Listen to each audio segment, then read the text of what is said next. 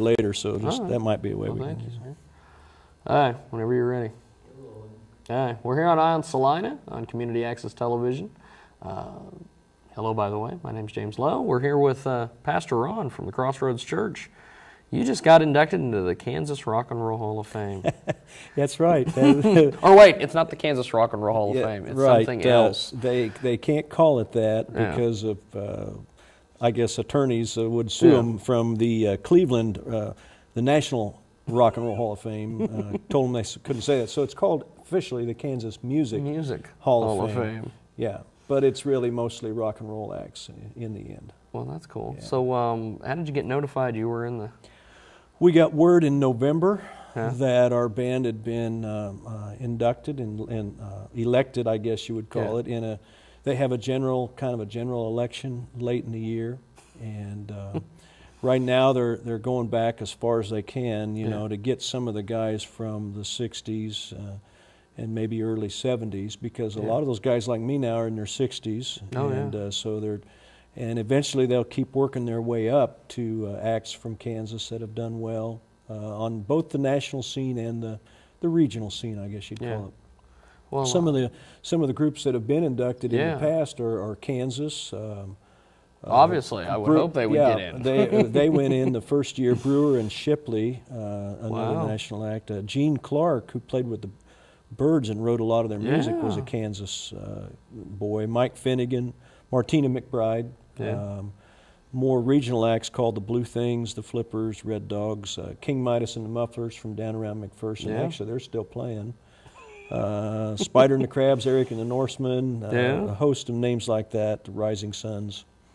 And then this year, we were one of 10 acts that were inducted into the Rock and Roll Hall of Fame. So, how'd you guys get started, and where did the name Friar Tuck and the Monks come from? That's a good one. We started out down around Dodge City with a group called the Mau Mau's. And I'm sure there's an interesting story behind that one too.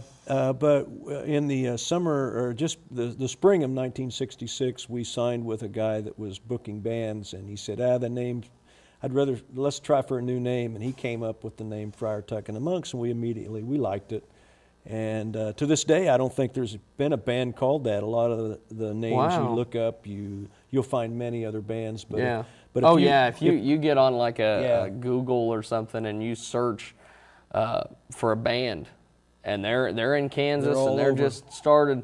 There's 2 or 3 other bands with the exact same name, exact same spelling, and one's in North Carolina and one's in South Carolina. But if you Google Friar Tuck and the Monks, the names that are going to pop up, if you do that exact phrase, then we're the only band that's ever been named that. Probably nobody else wanted it. But we were all going to college together. Actually, we started out in Dodge City, Kansas, and became a band that played a 4-state area. Kansas, Nebraska, Oklahoma, and Colorado. Got all the way to Kansas City, but never did get over into Missouri for a booking. So that's how we got our start. I was friends with one of the guys from second grade, clear back to second grade, and we both got guitars in high school, started playing, and then the Friar Tuck and the Monks evolved from there. Wow, that's cool. So you guys... you play, I'm assuming you played all over. We did. We played steady for almost 4 years. Wow. Worked our way through school, actually, and then at the summer of 1969, all of us were going our separate ways. We'd all either graduated or were going into master's programs, things like that. And so we ended that venture. Yeah. And then the last time we were together was 1969. And then at the Kansas Music Hall of Fame, we got back together and played a 30-minute set, which was just really fun. Wow. Really fantastic. In a lot of ways, it's like we'd never quit. Yeah. In other ways, we needed a lot of work. So give me a little bit of insight on what the whole festivities was like. You guys just... they have like a banquet dinner, there's not a dinner or banquet. It's held at Liberty Hall, which used to be the old Red Dog Inn, which was the biggest, hoppinest bar in Lawrence for the KU students. many big name acts appeared on that stage. And so now it's called Liberty Hall. I think the city has taken it over, maybe, or a private corporation, much like our Stiefel Fox here in Salina. About the first hour or so are the actual presentations on stage. We get a plaque, and they talk a little bit about the band, show some videos, show some pictures. And then following that, any group that has been inducted is invited to perform. And so there were 6 of us out of the 10 that chose to put together a package and do a performance. Wow. So it was great.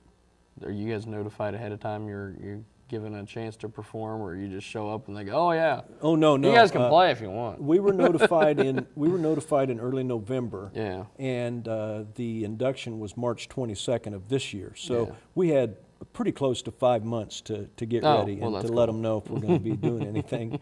Yeah, and one of the people that had wanted to perform got sick and couldn't, and so that's just the way it is when you get older. Oh yeah. All of us are getting there.